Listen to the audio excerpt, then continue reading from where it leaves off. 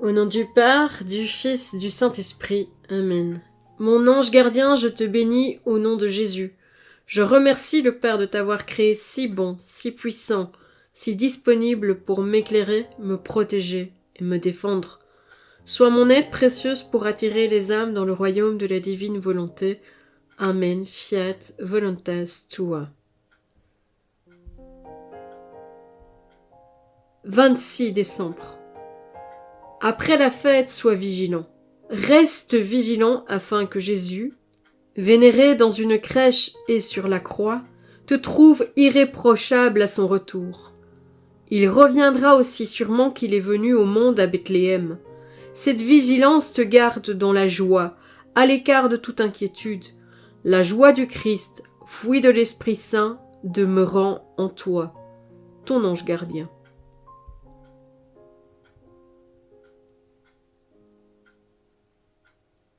Première lettre de Thessaloniciens, chapitre 5. Pour ce qui est des temps et des moments de la venue du Seigneur, vous n'avez pas besoin, frères, que je vous en parle dans ma lettre. Vous savez très bien que le jour du Seigneur vient comme un voleur dans la nuit. Quand les gens diront « quelle paix et quelle tranquillité », c'est alors que tout à coup la catastrophe s'abattra sur eux. Comme les douleurs sur la femme enceinte, ils ne pourront pas y échapper. Mais vous, frères, comme vous n'êtes pas dans les ténèbres, ce jour ne vous surprendra pas comme un voleur.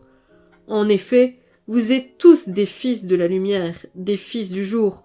Nous n'appartenons pas à la nuit et aux ténèbres. Alors ne restons pas endormis comme les autres, mais soyons vigilants et restons sobres. Les gens qui dorment, c'est la nuit qu'ils dorment. Ceux qui s'enivrent, c'est la nuit qu'ils sont ivres.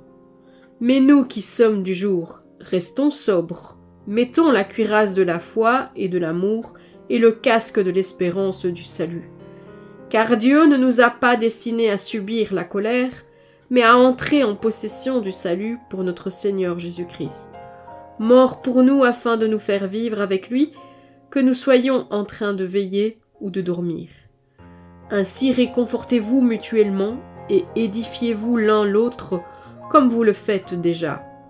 Nous vous demandons, frères, de reconnaître ceux qui se donnent de la peine parmi vous, ceux qui, dans le Seigneur, vous dirigent et vous donnent des avertissements.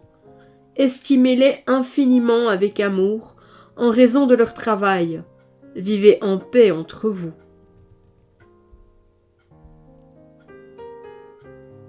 Nous vous en prions, frères, avertissez ceux qui vivent de façon désordonnée.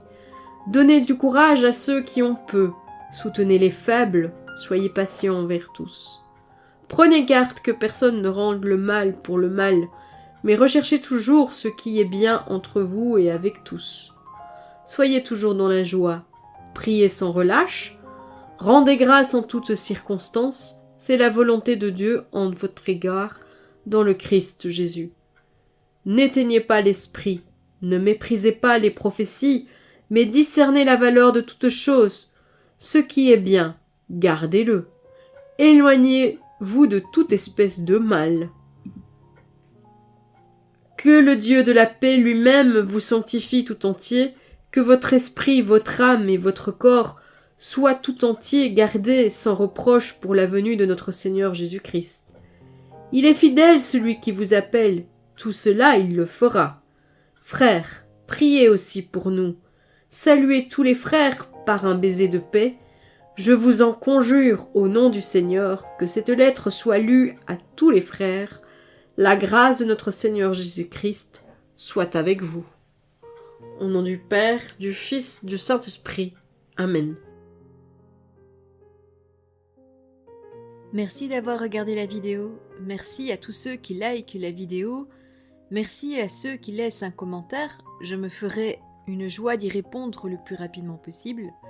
Et merci à tous ceux qui partagent ces vidéos. Le Seigneur, j'en suis sûre, est très content de vos partages. Que le Seigneur te bénisse et te garde. Que le Seigneur fasse briller sur toi son visage, qu'il te prenne en grâce. Que le Seigneur tourne vers toi son visage, qu'il t'apporte la paix. À bientôt!